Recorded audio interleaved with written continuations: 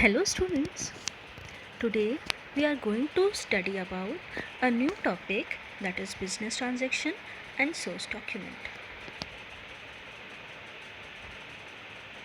Today we will discuss about concept of business transaction, concept of source document and vouchers, types of vouchers, preparation of accounting voucher, essential elements of accounting voucher.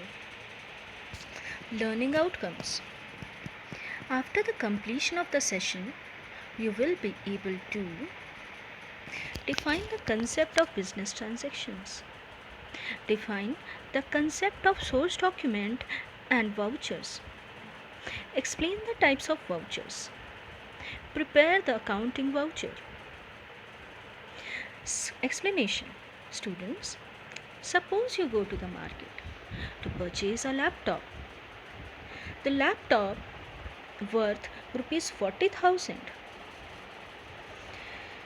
You pay rupees 40,000 to the dealer against the purchase of a laptop. The dealer gives a cash memo along with the laptop in the exchange of cash payment of rupees 40,000. It is an example of a transaction which involves two things: give, that is cash payment, as you are giving cash to the dealer, and take, that is receipt of laptop, you are receiving laptop. Concept of business transaction. A business transaction is an economic activity of the business. It changes its financial position, that is, change in the value of assets, liabilities, or capital whenever a business transaction takes place. Business transactions are exchanges of economic consideration between parties and have twofold effects that are recorded in at least two accounts. Source document. Every business transaction must contain some proper evidence. A document which provides evidence of business transaction is called the source document. For example, cash memo, invoice, sales bill, pay slip, check, salary slip, etc. Following are the most common source documents. First, cash memo. When a trader sells goods for cash, gives a cash memo, and when he purchases goods for cash, he receives a cash memo. Details regarding the item, quantity, rate, and the total price is mentioned in the cash memo. It means whatever quantity has been purchased, the detail of the item, the rate at which the item has been purchased, and the total price is mentioned in the cash memo. Cash transactions are recorded in the books of accounts on the basis of these cash memos. When you purchased the laptop, then also you got a cash memo. It is also a source document. Invoice and bill. When a trader sells goods on credit, he prepares a sales invoice. The sales invoice contains the name of the party to whom goods are sold. It means the name of the purchaser, the rate at which the goods are sold, the number of goods sold or the quantity of goods sold, and the total amount of sale. The original copy of the sale is sent to the purchaser, and its duplicate copy is kept for making records in our book of account. Receipt. When a trader receives cash from a customer, he issues a receipt containing the date, amount, and the name of the customer. The original copy of the receipt is given to the customer, and its duplicate copy is kept for making records in the books of accounts. Next is Debit note. When we return goods to a supplier, we prepare a debit note and send to the supplier with the returned goods. Debit note is a detailed document which explains which indicates that supplier's account is being debited. It is a proof that a particular quantity of goods has been returned to the supplier. It also specifies the rate at which goods were initially purchased. It is a source document which contains the date of transaction, the name of account which is debited, the amount, and the reason for debit. Next is credit note. When goods are received back from a customer, a credit note is sent to him indicating that the customer's account has been credited in our books. A duplicate copy of the credit note is retained for record purpose. Payslip. We all go to the bank and sometimes we deposit money. We have to fill a form in the bank. It is used to deposit money in this bank. What is the form called? Payslip. Whenever we have to deposit money, we have to fill the payslip. Each payslip has a counterfoil which is returned to the depositor, duly stamped and signed by the cashier of the bank. It is a proof that a specific amount has been deposited in the bank in a particular person's account. Check. A check is an order in writing drawn upon a bank to pay a specified sum to the bearer or the person named in it. Each check has a counterfoil in which the same details as entered in the check are filled.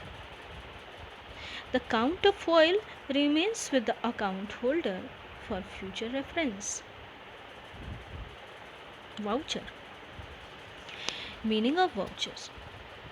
On the basis of source document, entries are first of all recorded on vouchers, and then on the basis of vouchers, recording is made in the journal or books of original entry. Vouchers are printed separate by the firms in their own name. It means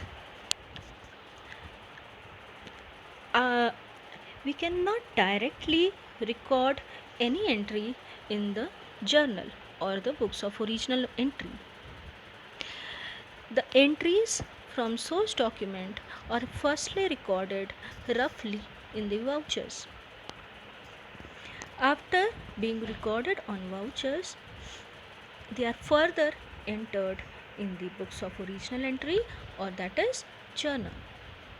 There is no set format of accounting vouchers. They may be classified as cash vouchers, debit vouchers, credit vouchers, journal vouchers, etc. They are preserved till the audit and tax assessment of relevant period are completed.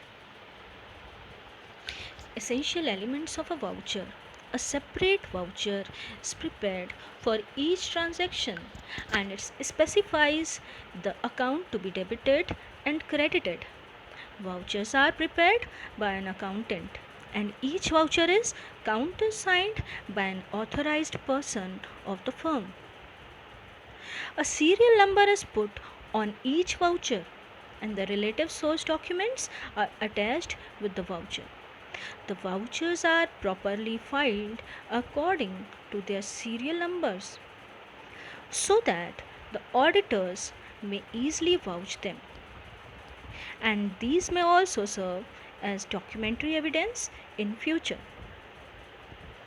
Here is the specimen of a voucher. On the top it is written transaction voucher. The nature of voucher is printed on the top.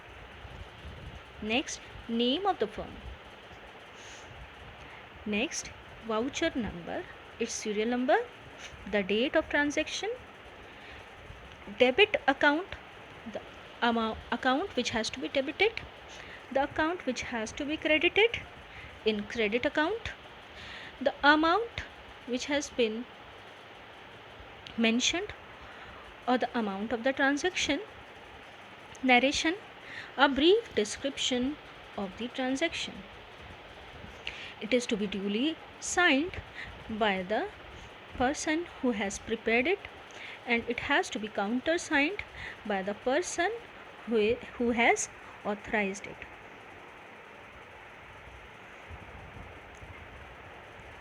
Types of vouchers. First is transaction voucher. A voucher prepared for a simple transaction having one debit and one credit is called transaction voucher. Compound voucher. Voucher which records a transaction having multiple debit and one credit and multiple credit and one debit is called compound voucher.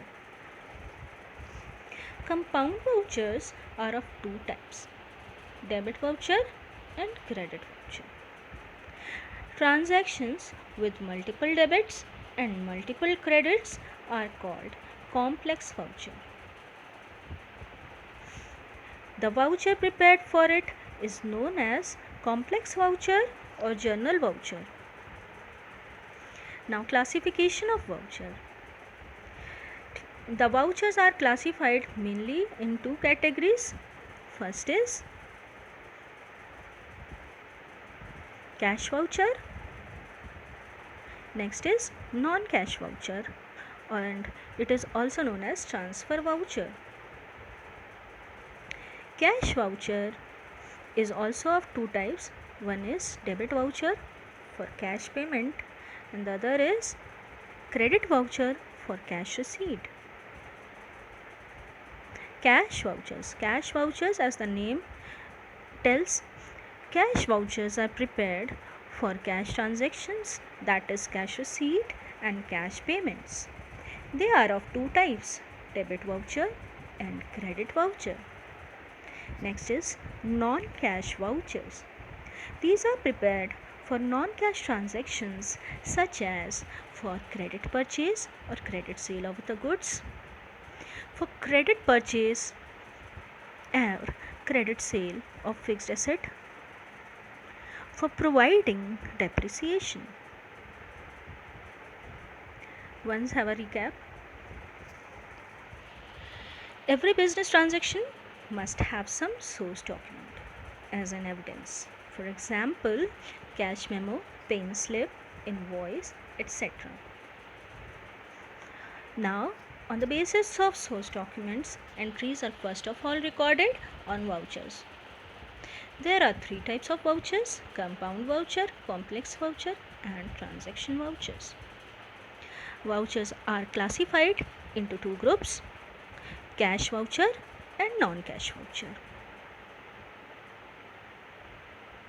We can also learn it via mind map. First of all, there is a business transaction. Then there should be a source document which verifies that business transaction. The entries have to firstly entered in vouchers, and then on the basis of it, it is entered in books of original entry.